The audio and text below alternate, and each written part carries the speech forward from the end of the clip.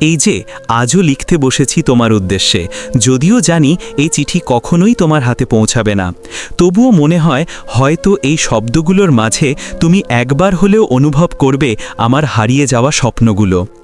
তোমাকে না পাওয়ার এই ব্যথা এক অদ্ভুত অভ্যাসে পরিণত হয়েছে। প্রতিটি রাত যখন নিঃশব্দে নেমে আসে, আমি তখন তোমার স্মৃতির আলোয় ডুবে যাই। কত কথা যে বলার ছিল, কত গল্প যে বুনতে চেয়েছিলাম তোমার সাথে, তা আর কখনোই বলা হবে না। তুমি দূরে চলে গেছো, অথচ আমার হৃদয়ের এক কোণায় তুমি এখনও বসত গেড়ে আছো। প্রতিদিন তোমার অভাব অনুভব করি, কিন্তু তা প্রকাশ করার ভাষা পাই না।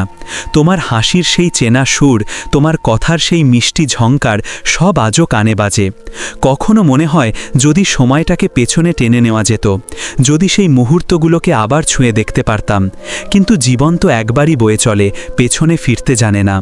তুমি হয়তো এখন অনেক দূরে, অন্য কোথাও, অন্য কারো সাথে সুখ খুঁজে নিয়েছ।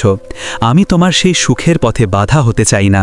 শুধু এতটুকুই চাই, কোনো একলা রাতে যদি আমার কথা মনে পড়ে, যদি অনুভব করো যে কেউ ছিল যে তোমাকে নিঃস্বার্থভাবে ভালোবেসেছিল, তবে এক মুহূর্তের জন্য হলেও আমায় মনে করো। আমি জানি তোমাকে পাওয়া আমার নিয়তি ছিল না, কিন্তু তোমাকে ভালোবাসা ছিল আমার জীবনের সবচেয়ে সত্য অনুভূতি। সেই অনুভূতি নিয়েই হয়তো একদিন আমি হারিয়ে যাব, তোমার স্মৃতির ছায়ায় বিলীন হয়ে যাব।